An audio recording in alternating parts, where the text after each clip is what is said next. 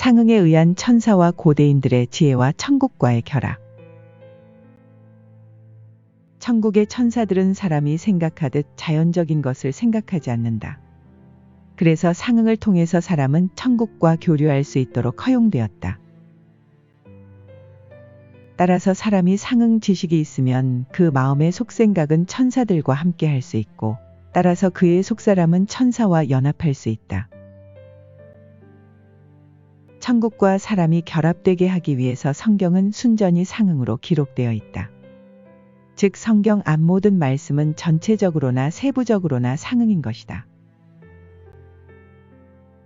그래서 사람이 상응에 대한 지식이 있으면 성경 말씀의 영적 의미를 이해할 수 있을 것이며, 그 결과 문자적 의미로는 알 수 없었던 영적인 비밀을 알 수 있게 된다.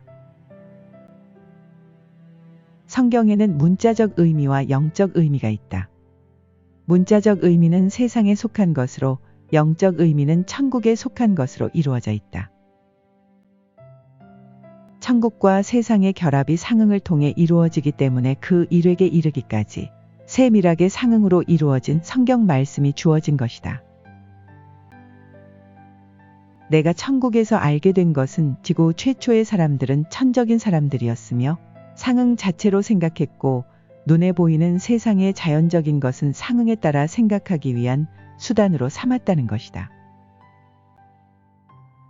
그런 특성 때문에 그들은 천사와 교류하며 대화했고, 따라서 그들을 통해 천국은 세상과 결합되었다. 이런 까닭에 그 시대를 황금시대라고 불렀으며, 수많은 고대 문인들이 그때는 하늘에 사는 이들이 사람과 함께 지냈고 친구처럼 서로 사귀었다고 기록한 것이다. 그러나 이들의 시대가 끝나고 그 뒤를 이은 사람들은 상응 자체를 가지고 생각하지 않고 상응에 관한 지식에 의해 생각했다. 이 시대에도 천국과 세상의 결합은 되어 있었지만 그리 직접적이지 못했다. 이 시기를 은시대라고 한다. 그 후대 사람들은 상응 지식은 어느 정도 있었으나 그 지식에 의해 생각하지는 않았다. 고대 사람들은 영적인 선 안에 있었지만 이들 대부분은 자연적인 선 안에 있었기 때문이다. 이 시대를 동시대라고 부른다.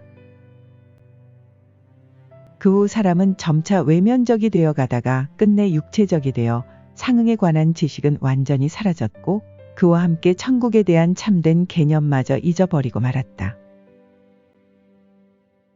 위의 시대를 금, 은, 동으로 이름한 것도 상응에 따른 것이다. 상응에 의하면 금은 태고인들이 지녔던 과 같은 천적 선을, 은은 그 다음 고대인들의 지녔던 영적 선을 의미한다. 동은 그 후예들의 자연적인 선을 의미한다. 그리고 철은 가장 나중 시대에 붙여진 이름이며 선에서 떠난 차가운 진리만 있는 것을 의미한다. 현대인들은 상응 지식을 완전히 상실했기 때문에 천국의 영적인 것이 이 세상의 자연적인 것과 상응한다는 것을 천국으로부터의 계시가 아니면 알 수 없다. 몇 가지 예를 들어 영적 사물과 자연적 사물의 상응이 어떤 것인지 설명하겠다. 땅 위의 동물은 일반적으로 사람의 애정에 상응한다. 순하고 유익한 동물은 선한 애정에, 사납고 무익한 것은 악한 애정에 상응한다. 소와 송아지는 사람의 자연적인 마음에, 양과 어린 양은 영적인 마음의 애정에 상응한다. 한편 새는 그 종류에 따라 자연적, 영적 지성에 상응한다. 그래서 표상 종교였던 이스라엘 교회는 소와 송아지, 수양과 양, 암수염소, 암수 어린 양, 산비둘기, 집비둘기를 성례용으로 사용하고 희생과 번제의 제물로 삼았다.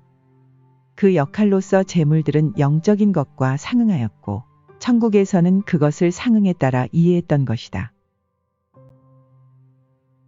동물이 각 종류별로 모든 애정인 것은 그들이 행동하기 때문이며, 또 각 동물의 생명은 오직 애정에서 나오고 애정에 따른 것이기 때문이다. 따라서 모든 동물들은 그 생명의 애정에 따른 타고난 지식이 있다. 사람도 그 자연적인 면에 있어서는 동물과 유사하다. 그래서 흔히 사람을 동물에 비유하는 것이다. 사람이 온순한 사람이면 양이라 하고 난폭하면 늑대 같다고 하고 교활하면 여우나 뱀 같다고 하는 것이다. 식물에도 상응이 있다. 일반적으로 정원은 천국의 지성과 지혜에 상응한다. 그래서 천국을 신의 정원 또는 낙원이라고 부른다. 나무는 그 종류별로 지성과 지혜의 근원인 선과 진리의 감지 능력과 인식 능력에 상응한다. 그래서 고대 사람들은 상응 지식이 있었으므로 산속에 들어가 하나님을 예배했다. 같은 이유로 성경의 포도나무, 올리브, 백향목과 그 밖의 나무가 자주 언급되고 천국과 교회와 사람이 나무에 비유되었다. 나무에서 나는 열매는 선한 행위에 비유되고 거두는 곡식은 선과 진리에 대한 여러 애정에 상응한다. 지상의 양식이 자연적 생명에 영향을 주듯 선과 진리에 대한 애정은 영적 생명에 영향을 주기 때문이다. 우리의 주된 식량이며 음식 전체를 상징하는 빵은 일반적으로 모든 선에 대한 애정에 상응한다. 이 상응에 따라 주님도 당신을 생명의 빵이라고 하셨고 유대교에서 덩어리빵을 성물로 삼아 성막 상 위에 두었던 전설병은 희생과 번제로 드리는 모든 거룩한 제사에 쓰이는 거룩한 빵이라고 불렀다. 더욱이 이 상응으로 빵과 포도주로 행하는 성찬식이 기독교의 가장 거룩한 성례인 것이다. 빵은 주님의 사랑을 의미하며 포도주는 주님의 진리를 의미한다. 상응에 대해서 또 알아야 할 것이 있다. 성경은 이야기의 내용이나 낱말 하나하나에도 겉뜻과 속뜻, 문자적 의미와 영적 의미가 있는데 이 둘도 서로 상응한다. 그리고 성경을 제대로 깨달으려면 속뜻을 알아야 하는데 그것은 상응을 통해서만 알 수가 있다. 성경은 영적인 뜻을 깊이 담고 있어서 보통 사람들의 이해 수준으로는 깨닫기가 어렵다. 그래서 그들의 이해 수준에 맞도록 자연적인 소재들을 사용해서 기록되었는데 그것이 문자로 기록된 것 뜻이다. 그 문자적 의미 안에 속뜻인 영적 의미가 담겨 있다. 다음과 같이 말씀에 관한 성경의 예언이 있는데 거기에서 겉뜻과 속뜻이 서로 상응한다. 그날 환난 후에 즉시 해가 어두워지며 달이 빛을 내지 아니하며 별들이 하늘에서 떨어지며 하늘의 권능들이 흔들리리라. 그때에 인자의 모든 징조가 하늘에서 보이겠고 그때에 땅의 모든 족속들이 통곡하며 인자가 구름을 타고 능력과 큰 영광으로 오는 것을 보리라.